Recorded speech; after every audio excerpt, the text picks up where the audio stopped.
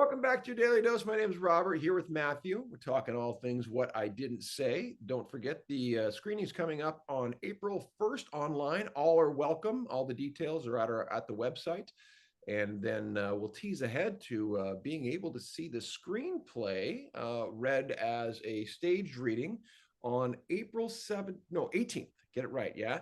It's Monday, April 18th. Am I getting that right? The Or performance. 21st? No. No, See, it's the Monday. It's Easter Monday. so yeah, now you've used that term Easter Monday. That threw me. I was like, I've never heard of Easter Monday. I'm a good Catholic, but I don't.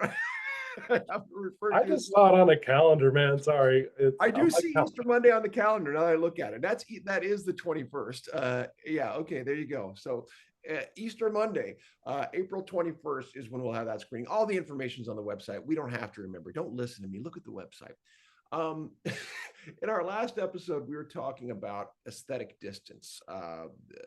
You you brought this forward in terms of, like you said, separating yourself from the disease in order to have fun with it and also to look at it accurately. Talk about the power of aesthetic distance and how you implement that in your work. yeah. Well, the fact that it's based on interviews helped, right? So I'm not telling exactly my story, which helps me separate a little bit from the role of Paul. So Mm.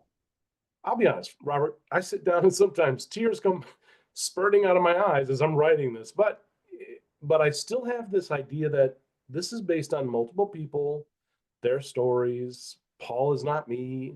I'm not Paul exactly. So for me, writing the story and performing the story, and thankfully performing the story, which is tiring, emotionally sort of exhausting to tell, but it'd be 10 times worse if it were just my story. So I'm able to separate from the disease, separate from the role a little bit, which is very, very helpful. And so I think when people come see the play, they sit down in their chair, they're 30 feet away from the stage, which is good because they're able to sort of observe. They're sort of able to observe, and the connection points just come. So when they say I am filled with doubt, I'm filled with anxiety, they see and feel that too, but they're not part of a support group where they're telling their own story. They're just observing and connecting at certain points, which I think is really helpful. Is why the play works.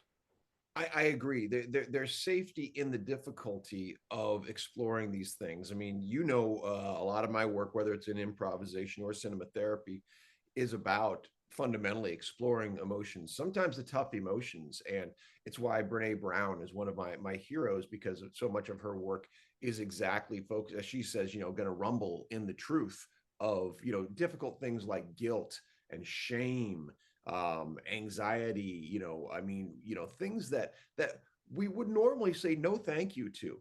I mean, why would we? When we can, you mentioned the audience experience, when we can collectively take a step back even further than you from Paul, but like, I'm going to look at that.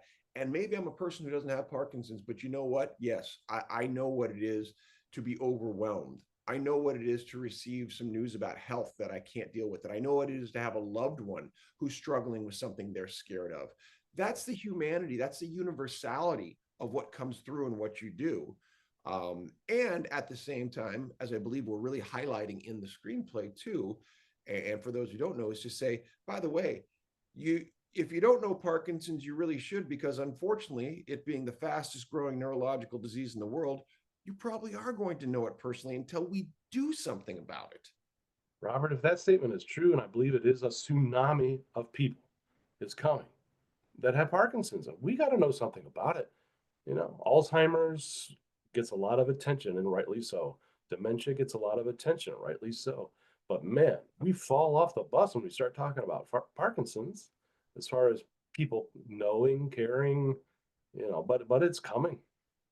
Yeah, and thankfully there are some very learned doctors out there that are trumpeting that call, so we can get behind Dr. Dorsey, Dr. Oken, Boz Bloom, others with the Ending Parkinson's Disease movement, to really say we can point to them. We don't have to hold that information, and nobody else does either. It's like let those experts point to the leading points, and in the meantime, what can we do? Well, what We can write a screenplay. There you go. Well, what we are doing, yeah, and I think that's the invitation of what we're doing, and we're going to talk more about that invitation in a moment. I've got a dog that needs to get in the door. Hold on, I'll be right back with the next episode. Don't wait, Robert, go get it.